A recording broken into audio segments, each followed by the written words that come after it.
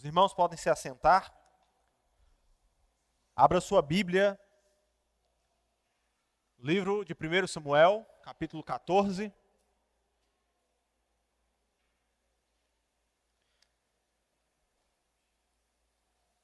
Leremos apenas 2 versículos hoje, mas a nossa exposição será no capítulo 14 inteiro. Primeiro livro de Samuel, capítulo 14, a princípio leremos versos 1 e verso 2. E falaremos sobre esse capítulo importante na narrativa do nosso livro.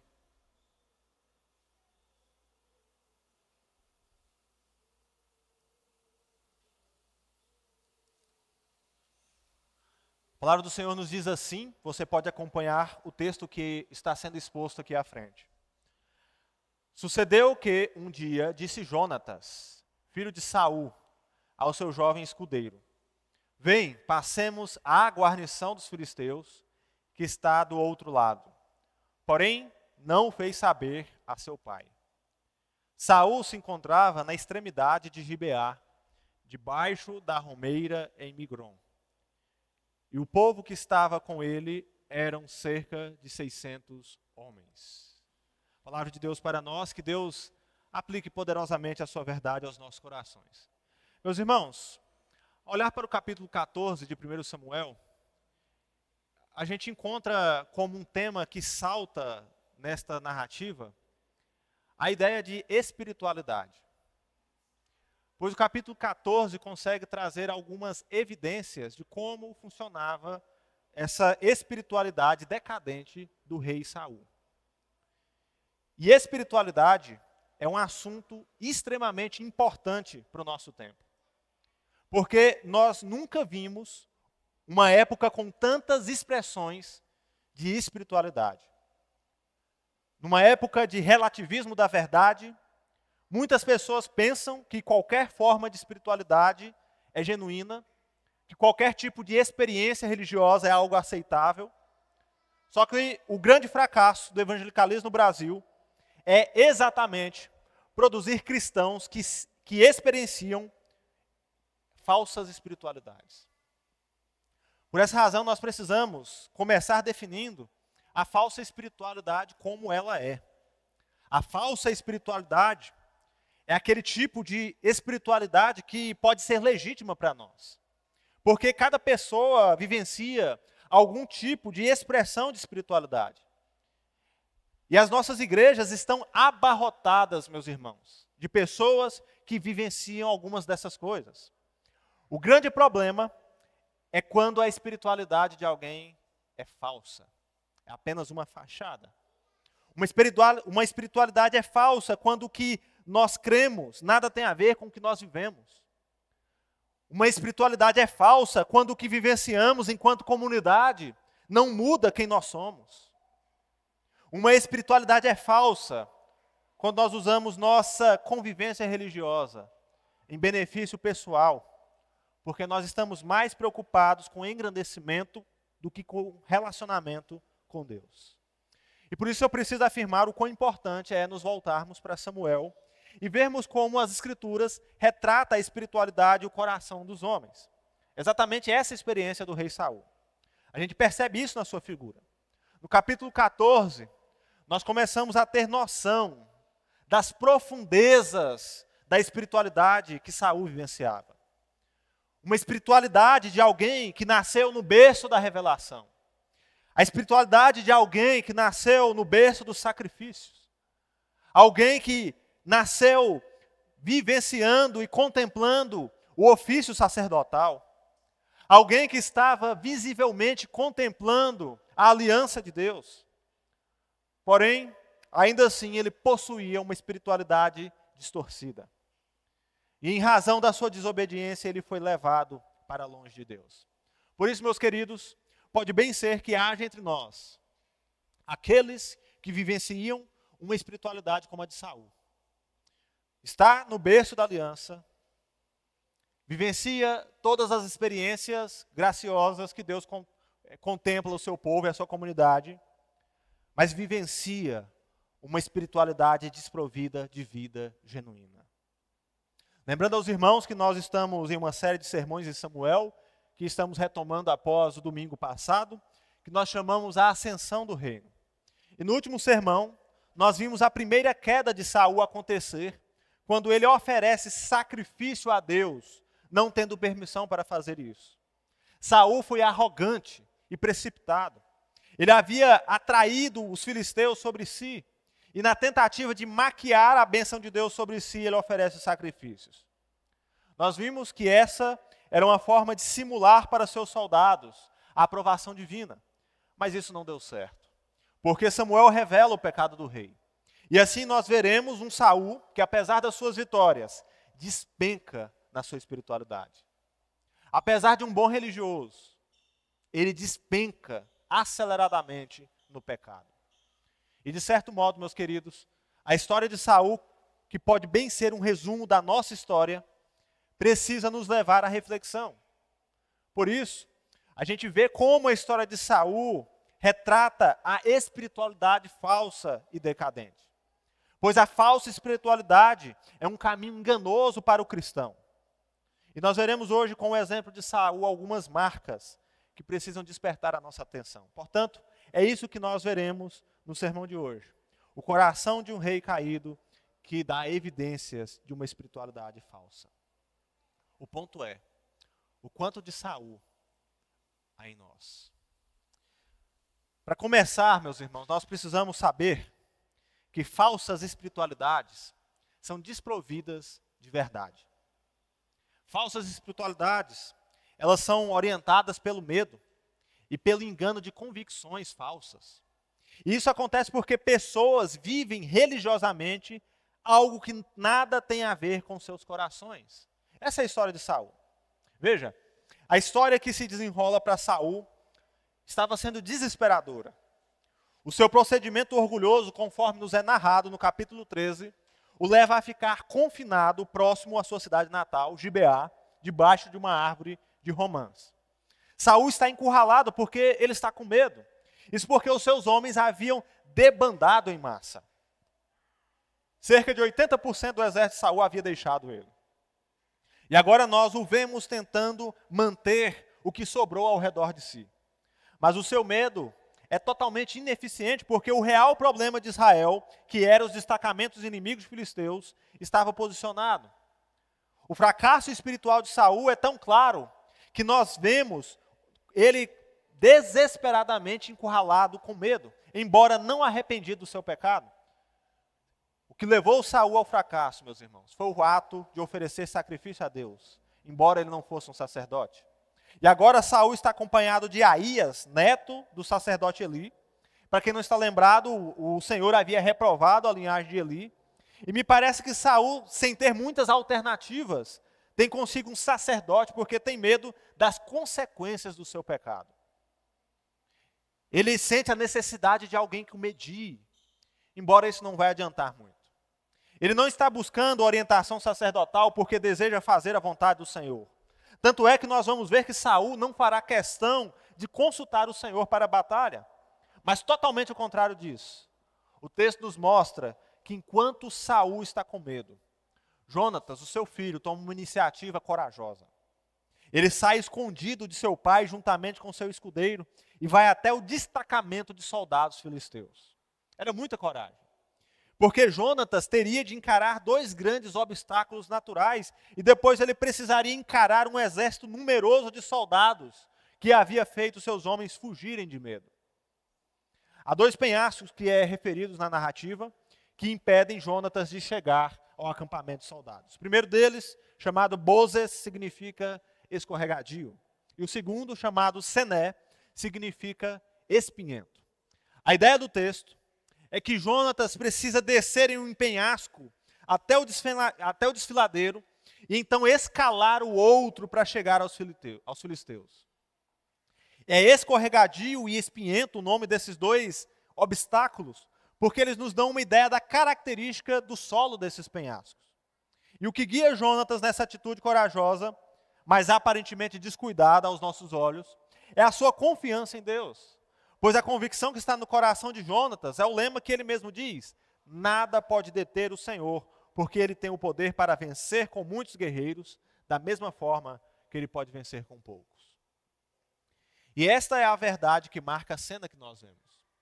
Jonatas sobe o segundo penhasco justamente com o seu escudeiro. Quando os filisteus os veem, eles debocham, dizendo que ali estavam os hebreus saindo dos buracos que estavam escondidos. No entanto, a fé de Jonatas não é uma fé vazia, porque é uma fé no Deus que realmente age na história. E nos é dito que Jonatas e o seu escudeiro matam num curto espaço de terra cerca de 20 soldados inimigos. Isso gera um espanto nos filisteus. E o texto nos mostra que havia entre os filisteus israelitas desertores que haviam traído Saul. Só que quando eles veem Jonatas vencendo os seus inimigos, eles o apoiam na batalha e voltam atrás. Por isso o acampamento filisteu é tomado de terror, a ponto de Deus mandar um terremoto naquele instante. E o medo de que o Senhor estava guerreando toma o coração dos filisteus. Meus irmãos, falsas espiritualidades são marcadas pela falta de fé genuína. Não basta para você ter o rótulo de ser cristão, se o seu coração não foi transformado.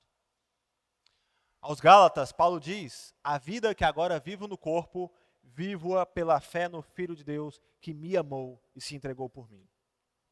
Saul vivenciava algum tipo de espiritualidade. Mas o nosso texto nos mostra que, diante da provocação, isso era apenas uma fachada dele. Pois o seu coração, diante do terror dos inimigos, não confiava em Deus. E esse é o grande teste em nosso coração.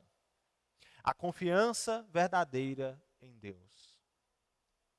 Portanto, sua preocupação aqui, meus irmãos, não deveria ser o quanto você faz bem qualquer coisa.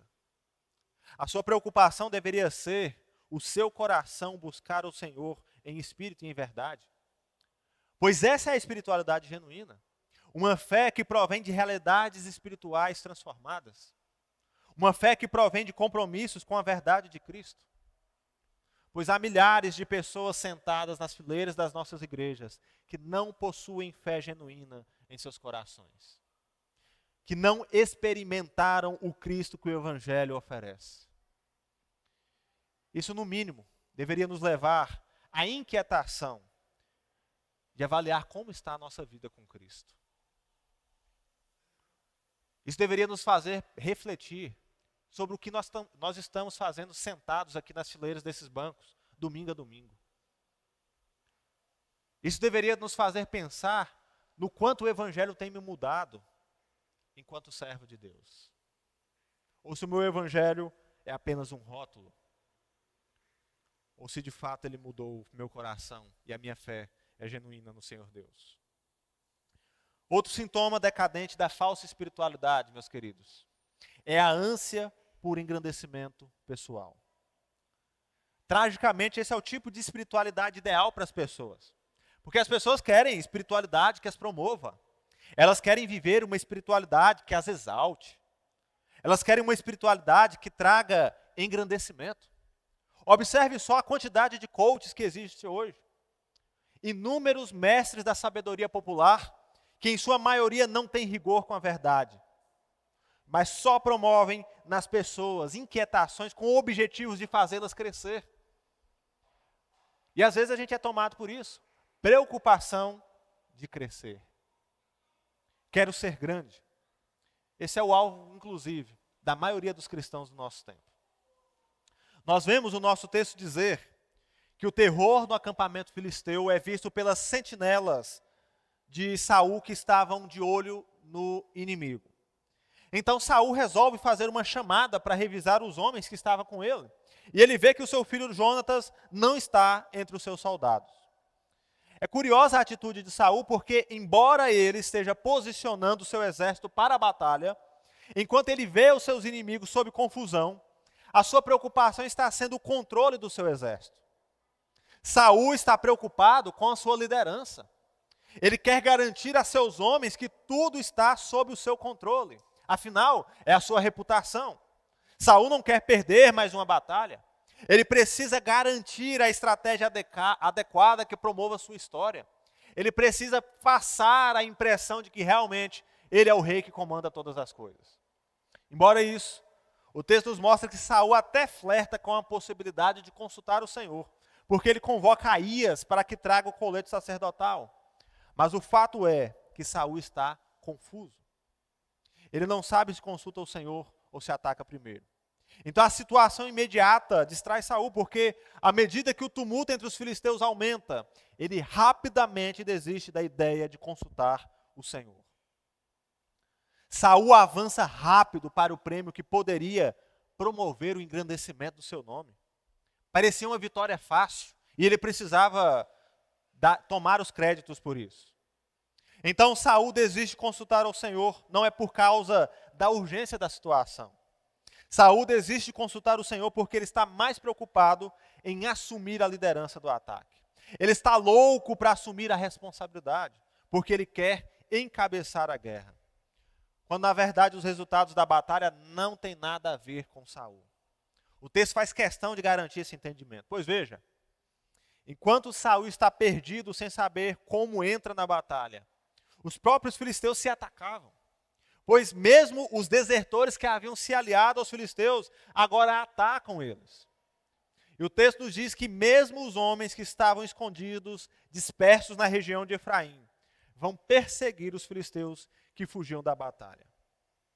Então, se você considerar que o ponto de partida do ataque ao acampamento filisteu foi Jonatas, que a confusão que aconteceu entre os filisteus foi agravada pelos desertores de Israel, e que o Senhor manda um tremor que gera terror nos filisteus, nós chegamos à conclusão que a vitória de Israel não tem nada a ver com Saul.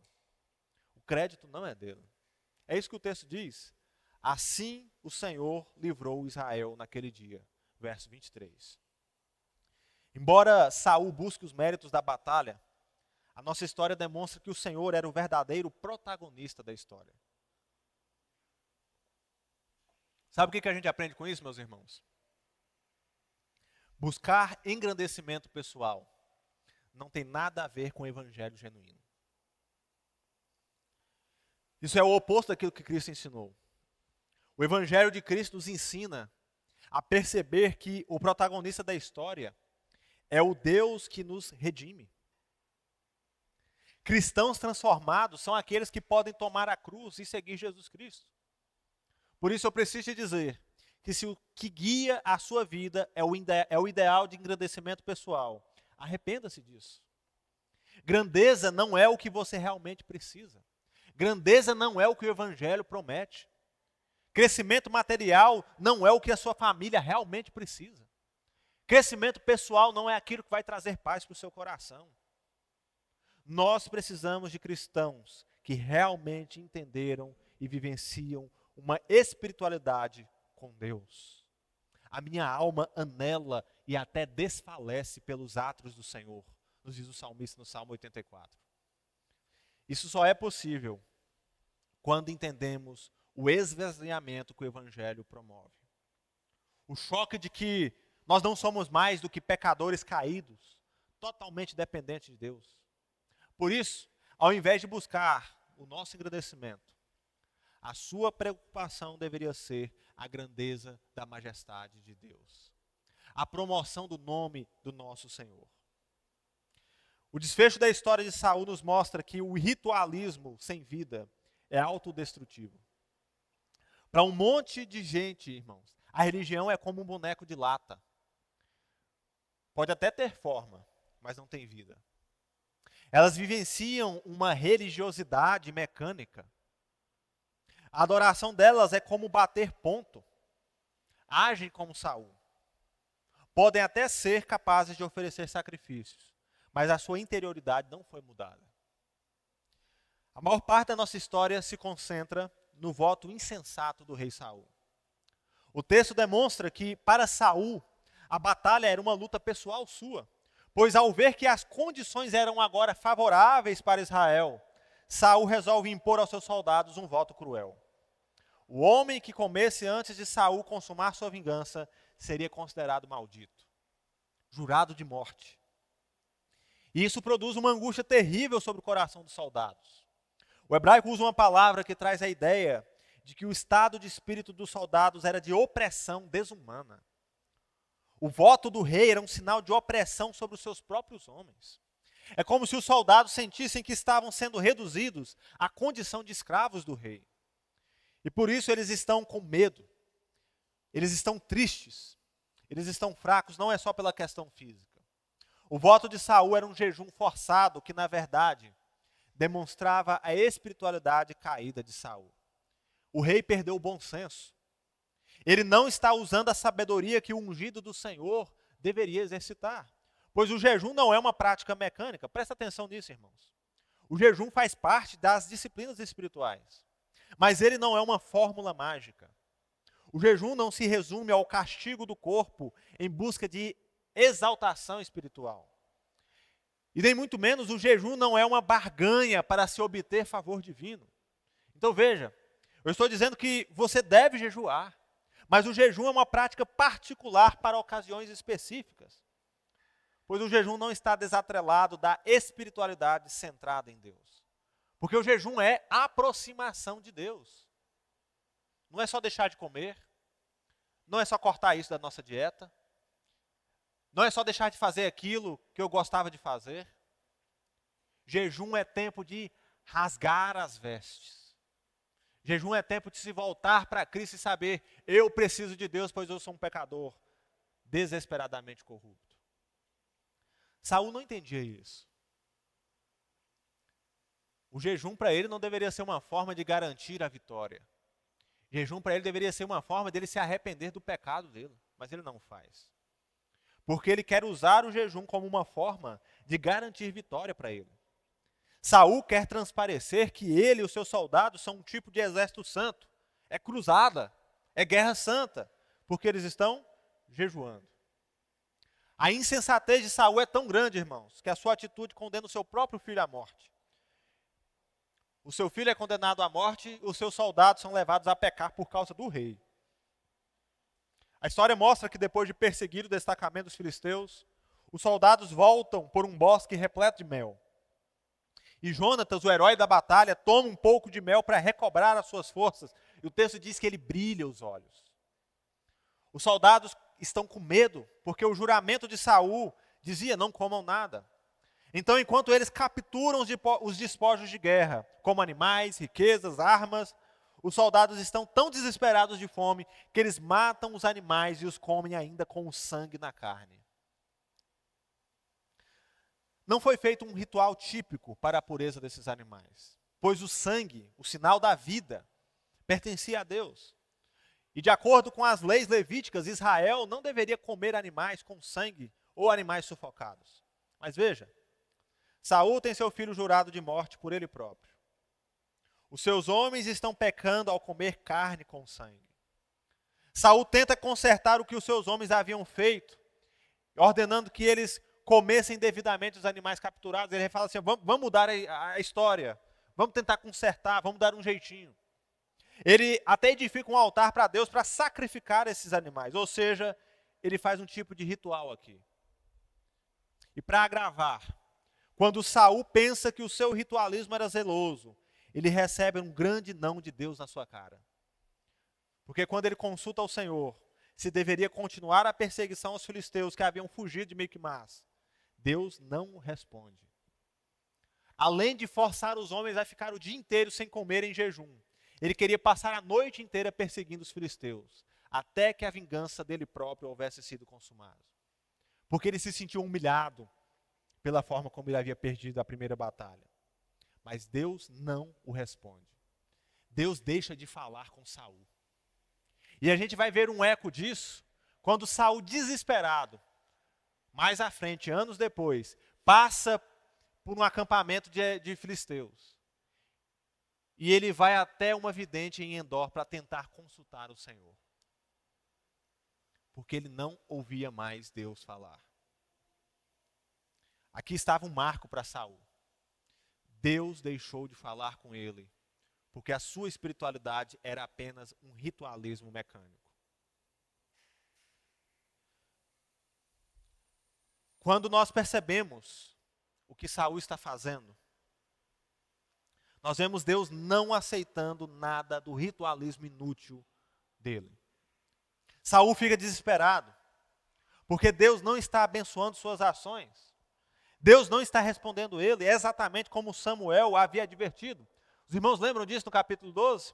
Em Samuel capítulo 12, Samuel diz a Saul e ao povo que se eles desobedecessem ao Senhor, Deus não os responderia. E Deus não responde Saul.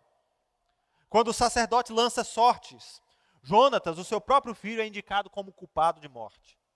E a ideia não é demonstrar o erro de Jonatas, mas demonstrar o erro de Saul. Porque o seu juramento, na verdade, é uma tentativa de matar o seu próprio filho. Ele queria eliminar aquele que estava protagonizando a história contra ele. Já era a segunda vez que Jonatas encabeçava uma empreitada vitoriosa. Saul chega ao ponto de, tentando sustentar seu voto, ele está disposto a matar Jonatas, custe o que custar. Ele não está medindo as consequências. Por isso, o ritualismo de Saul é apenas uma evidência de como a espiritualidade está sendo usada para maquiar os seus erros. A religiosidade vazia de Saul é uma forma de esconder o seu pecado. Ele se refugia de trás da falsa pose de ungido. Os soldados sabem da tolice dele, porque Jonatas era o herói do povo. Ele havia feito o que seu pai não fez. Ele guiou os exércitos com a convicção de que Deus salvaria, e Deus salvou. Por essa razão, o desfecho das ações de Saul é uma liderança minada por sua própria tolice. Seus homens sabem que ele está errado. A arrogância de Saul expõe o seu próprio fracasso. E apesar do texto, nos versos 47 a 52, resumir o reinado de Saul de maneira vitoriosa, as vitórias de Saul, meus irmãos, são uma demonstração que a competência para a guerra não era necessariamente a virtude de um bom rei. Porque performance, no fundo, não trata muito sobre como está o nosso coração. Ritualismo sem vida é o pecado de Saul. Ritualismo sem vida é o nosso pecado, pois nós somos como Saul. Nós não somos como Jonatas, que é a nossa tendência de ler o texto e pensar isso. Saul é o nosso retrato quando a vida com Deus tanto faz para nós. É por essa razão, meus irmãos, que nós precisamos de Cristo. Pois Cristo ofereceu a si mesmo como verdadeiro ritual. Jesus ofereceu a si próprio como sacrifício perfeito pelo pecado.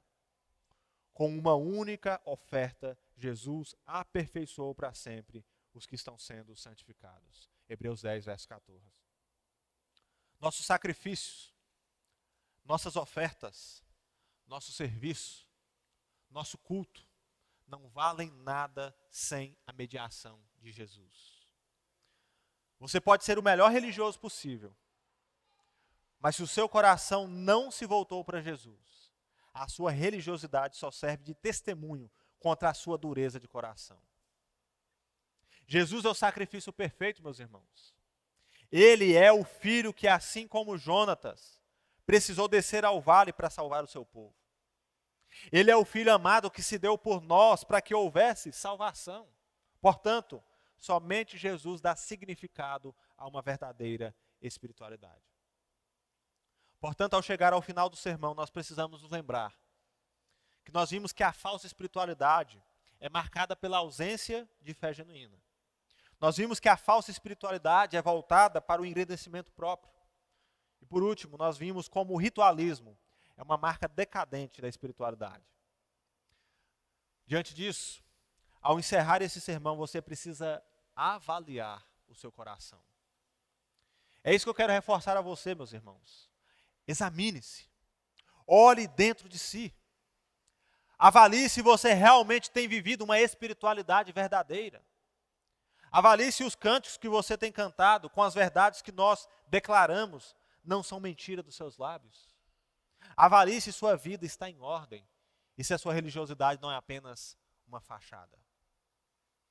Deixe-me encerrar trazendo algumas aplicações. Uma espiritualidade verdadeira precisa ser carregada de amor genuíno. É muito fácil, irmãos, para nós chegar aqui e dizer que temos uma fé verdadeira. E no fundo estarmos enganando o pastor, enganando a igreja, enganando a nossa família, enganando nós mesmos. Mas a veracidade da nossa profissão precisa ser vista no amor que nós exercemos. O amor é vazio de ganância e de ciúmes. No amor não há picuinhas, irmãos. Porque no amor nós de fato abraçamos uns aos outros como os nossos irmãos. Pois o coração que ama, perdoa. Não adianta você dizer que foi alcançado pelo Evangelho de Jesus, se o seu coração está seco e cheio de convicções duras, que mais te levam aos conflitos do que a comunhão com Cristo e com a sua igreja. Espiritualidade requer verdade, e verdade é vista no amor que praticamos. Não é possível um cristão que não ama, um cristão que não perdoa, só pode ser, meus irmãos, uma contradição. Um cristão que se diz ter sido alcançado pelo amor de Deus, mas não comunica essa verdade, é engano. Portanto, você precisa reavaliar como você tem amado as pessoas da sua igreja. Você precisa reavaliar como você tem amado a sua família. E se há alguma coisa, até mesmo indiferença, como se você não se importasse, se arrependa. Exerça o amor que provém de Deus, pois amor cristão não é sentimento barato. Amor cristão é verdade que nos move. É coisa colocada em prática. Em segundo lugar, uma espiritualidade verdadeira é marcada pela doação de si próprio. Não há espiritualidade genuína para quem está mais preocupado consigo mesmo. Uma mentalidade egoísta, que carece de controle e exigente de atenção, não pode ser saudável. Agora eu te pergunto, você já parou para pensar que este pode ser o seu caso? Não do outro, mas o seu caso. Talvez o seu caso seja o de alguém que requer mais das pessoas do que se doa. Mas ser cristão, meus irmãos, é se doar. Ser cristão é entender que Deus nos deu todas as coisas em Jesus. E agora não há nada tão importante em mim que não possa ser colocado de lado. Porque o mais importante para você é precioso demais para ficar guardado. Até porque foi dom de Deus. A falsa espiritualidade é guiada pelo verbo receber. Eu quero, você me deve, você não fez, você não me notou, você não está fazendo o que eu gostaria. Como se a gente estivesse implorando, por favor, me note ou que você estará morto no meu coração. A espiritualidade verdadeira é direcionada pelo verbo eu dou. Quem foi transformado por Jesus entende, mais bem-aventurado é dar do que receber. Se doar, meus irmãos, está muito acima de você trabalhar e dar parte do que você tem, seja para a igreja ou para a sua própria família. Essas coisas são pequenas demais. Se doar envolve dar o que há de mais precioso. Pode ser o tempo que muitas vezes não damos à nossa família. Pode ser a consagração que nós não fazemos para o Senhor. Seja o abrir mão de coisas que estão afetando nossa comunhão com Cristo. Então preste atenção nisso. Você precisa deixar de lado a ideia de que tudo tem que ser voltado para você e para o seu agrado. Liberte-se da egolatria. Comece se doando. E deixa eu te falar uma coisa. Cristo não quer o que você acha que pode ser dado. Cristo te quer inteiramente. Ele não quer você pelas metades, ou as sobras, ou quando dá. Porque não haverá nada mais importante para você. Nem a sua riqueza, nem o seu nome, nem os seus títulos, nem o seu trabalho. Pois Cristo é tudo que você tem de mais precioso. Se doe. Repense o quanto você tem se comprometido com a sua igreja.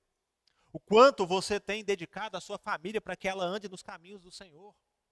Repense o quanto você tem se doado para conhecer mais e mais das profundezas de Cristo. Porque à luz da eternidade, o resto nada mais importa. O resto é muito pequeno. Em terceiro e último lugar, Uma espiritualidade verdadeira zela pela santidade de Deus. Por uma questão de cuidado conosco, Deus instituiu que a sua graça não fosse dada espontaneamente. Receber de Deus não é um truque de mágica, porque Deus regulamentou meios para que a sua graça chegasse até nós. E com isso nós falamos da oração, dos sacramentos e da pregação da palavra. A grande falência, meus irmãos, do evangelicalismo é diminuir essas coisas. Muitas vezes para o movimento evangélico essas coisas são pequenas, sem importância, porque às vezes não fazem movimento.